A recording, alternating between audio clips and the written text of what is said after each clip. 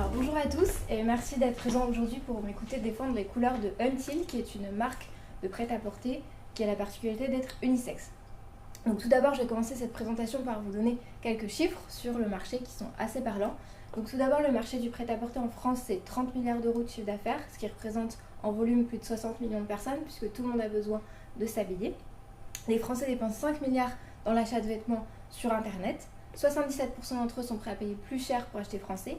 95% considèrent que c'est une question d'éthique et 93% associent Made in France et qualité.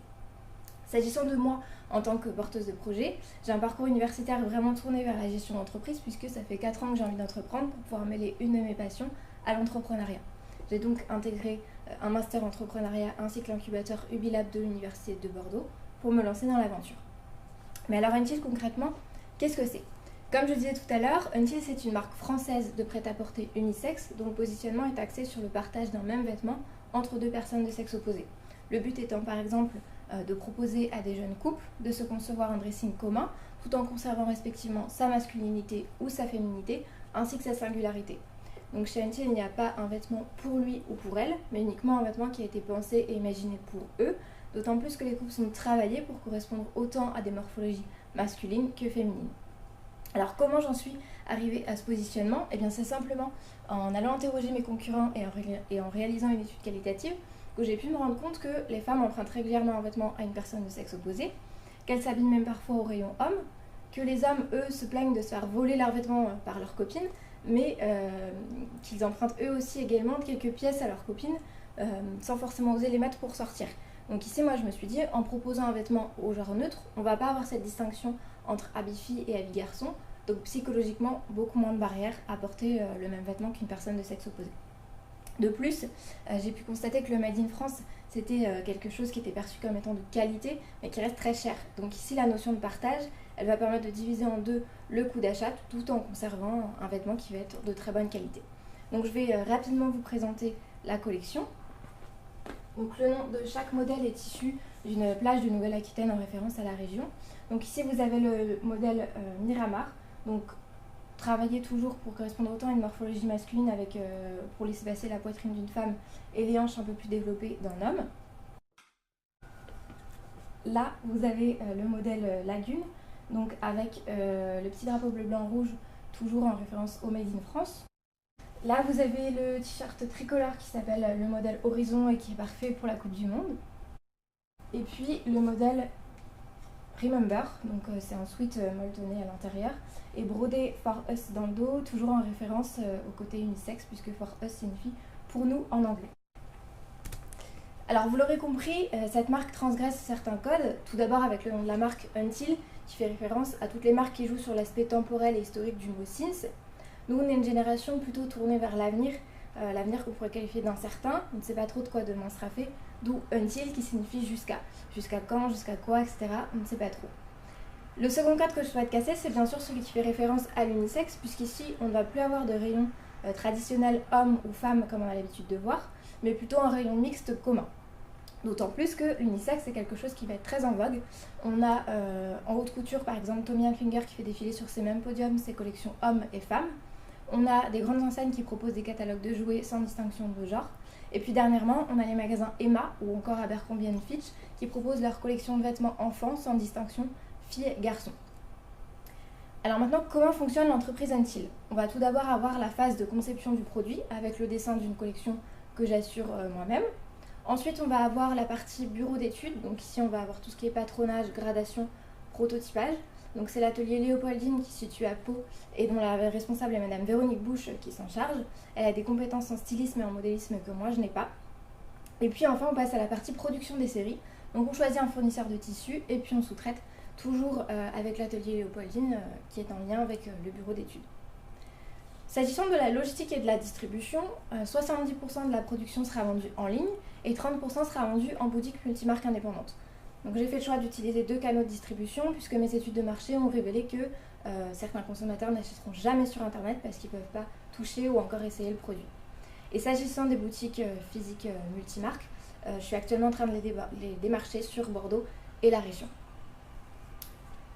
Maintenant en termes de communication, puisque c'est quelque chose d'extrêmement important, Je suis bien sûr présente sur les réseaux sociaux afin de faire suivre l'actualité de ma marque à ma communauté. J'ai réalisé une campagne de crowdfunding sous forme de précommande pour un petit peu tester les modèles et l'attractivité de la marque par rapport à la population. Les médias tels que presse, radio et blog qui se sont intéressés à la marque ont permis d'avoir de très bonnes retombées également en termes de communication. Et puis, j'ai aussi réalisé un site e-commerce avec l'aide d'une agence de communication. Mais très rapidement, si je veux justement développer davantage cet aspect communication et développer ma marque à plus grande envergure, il va falloir par exemple que je fasse appel à une personnalité connue. Donc je n'ai pas la possibilité de faire appel à ce type de personne, financièrement parlant aujourd'hui. Toutefois, je peux faire appel à de plus petits influenceurs qui, eux, permettront de développer la marque à leur échelle et de lui donner une certaine visibilité. Également, en termes de communication, pour moi, il y a un événement qui pourrait me permettre de me faire connaître davantage. Cet événement, c'est le salon du Made in France. Alors pourquoi ? Eh bien simplement parce que pour une toute jeune marque comme Until, ça lui permet de proposer ses produits auprès d'un public ciblé qui est sensibilisé au Made in France et qui sait pourquoi il est là. Tout en jouant sur le côté unisexe pour essayer de se démarquer un petit peu de la concurrence par rapport à tous les exposants présents sur le salon. Donc en quelques chiffres, ce salon c'est 450 exposants issus de tout secteur d'activité, c'est plus de 400 journalistes présents sur les 3 jours, et puis c'est surtout 60 000 visiteurs, dont plus de 9 000 qui sont situés dans le cœur de cible de Until, à savoir les 20-35 ans, susceptibles de dépenser plus de 30 € sur le salon. Maintenant justement, si on s'intéresse un petit peu à mon modèle économique, voici mes prix de vente.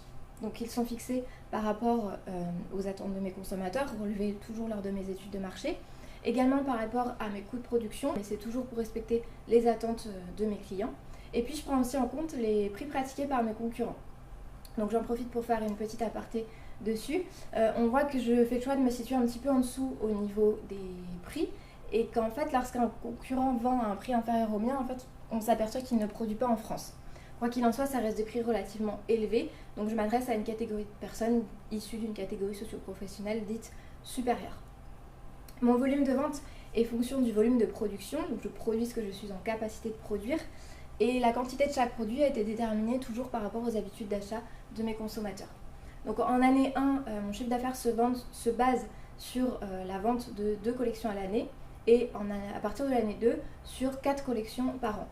D'autant plus que j'ai pour objectif de développer à partir de cette deuxième année mes collections avec l'aide d'un petit créateur, et donc j'espère qu'en travaillant avec lui, mon chiffre d'affaires pourra être multiplié par 2,5 à partir de la deuxième année.